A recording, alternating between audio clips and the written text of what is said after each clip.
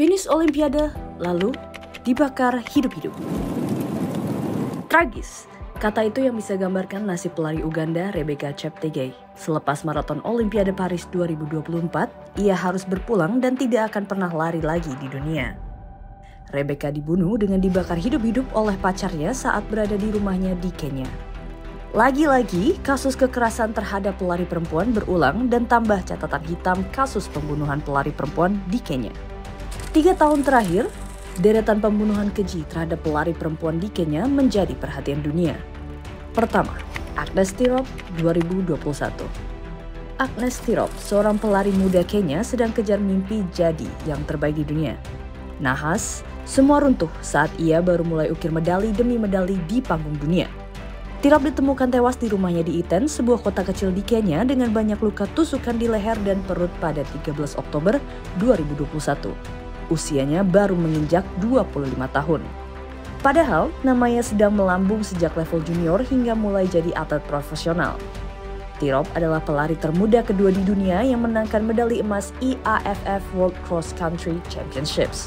Mirip dengan kasus Rebecca, Tirop baru selesai dari Olimpiade Tokyo dan sempat guncang dunia saat pecahkan rekor 10K road race kategori women's only dalam waktu 30 menit 0,1 detik di Herzogenaurach, Jerman kurang lebih sebulan sebelum ia dibunuh.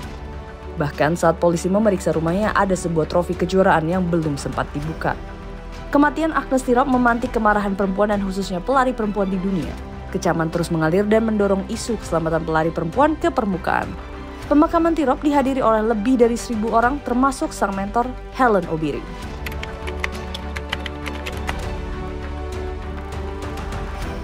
Di hari yang sama ketika Tirop ditemukan tewas, pelari profesional lainnya Edith Mutoni diduga ditembak kepalanya setelah adu argumen dengan pacarnya Kennedy Nyamu.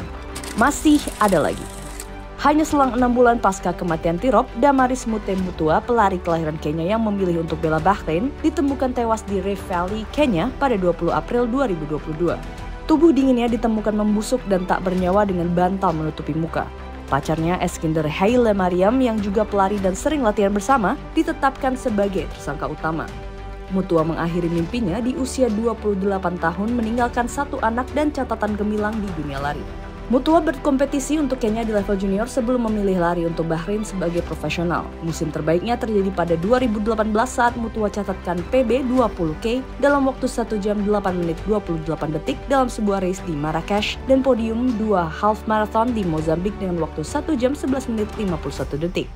Pelaku saat itu merampok semua harta Mutua dan diduga kabur ke negara asalnya Ethiopia. Atas kejadian tersebut, keluarga Mutua dan publik mengkritik pemerintah karena membiarkan orang asing tanpa izin masuk ke Kenya dengan alasan untuk latihan. Dalam 3 tahun, 3 pembunuhan pelari perempuan terjadi di Kenya. Rebecca Cheptegei dinyatakan meninggal pada 5 September 2024 setelah melewati masa kritis karena disiram bensin dan dibakar hidup-hidup oleh pacarnya Dixon Nindiema di rumah Rebecca sendiri. Rebecca baru saja finish urutan ke-44 maraton Olimpiade Paris dengan waktu 2 jam 32 menit 14 detik. Usai Olimpiade, Rebecca pulang ke rumahnya di kota kecil Endebess, Kenya, negara tempat ia berlatih. Menurut keterangan polisi, insiden ini akibat pertengkaran dalam rumah tangga soal sengketa lahan antara keduanya dan investigasi lebih lanjut sedang berjalan. Tubuh Rebecca tak sanggup menahan 80% luka bakar sehingga harus berpulang di usia 33 tahun dan meninggalkan 2 anak.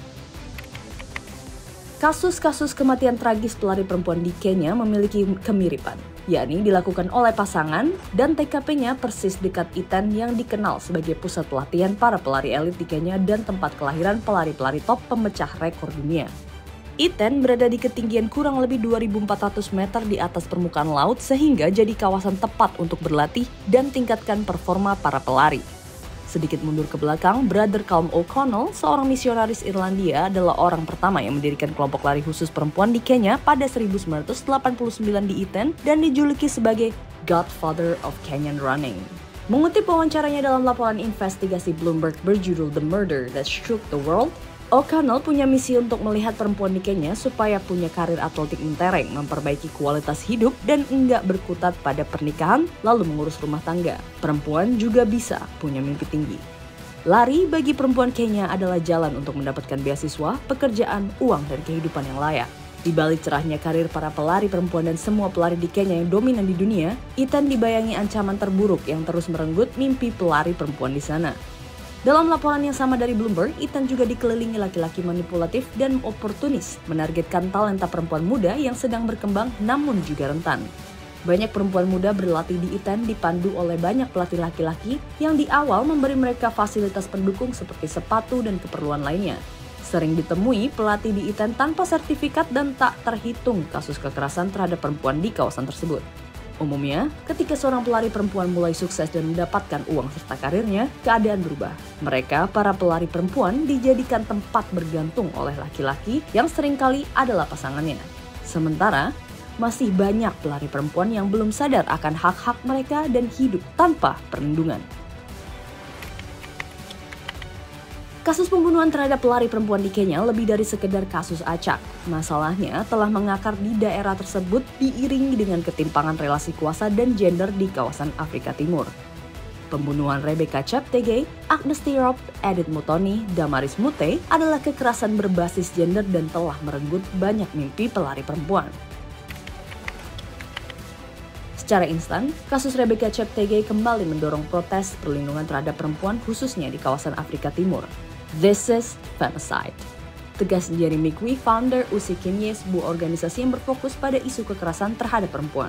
Mereka menuntut pemerintah untuk ambil langkah serius dan tegas serta mengakui kematian Rebecca sebagai kekerasan berbasis gender. Perempuan bersama para aktivis di Kenya mengutuk sikap patriarkis pemerintah dan otoritas tempat yang disebut menjijikkan. Data UN Office on Drugs and Crime tunjukkan 725 perempuan meninggal di Kenya karena kekerasan berbasis gender atau femicide. Jumlah terbanyak sejak 2015. Femicide merujuk pada praktik kekerasan hingga pembunuhan dikarenakan korban adalah seorang perempuan. Dalam kasus Rebecca Cheptegei dan pelari perempuan lainnya, hal ini diperparah karena mereka juga memenuhi nafkah keluarga sehingga hal tersebut juga memuat kekerasan finansial.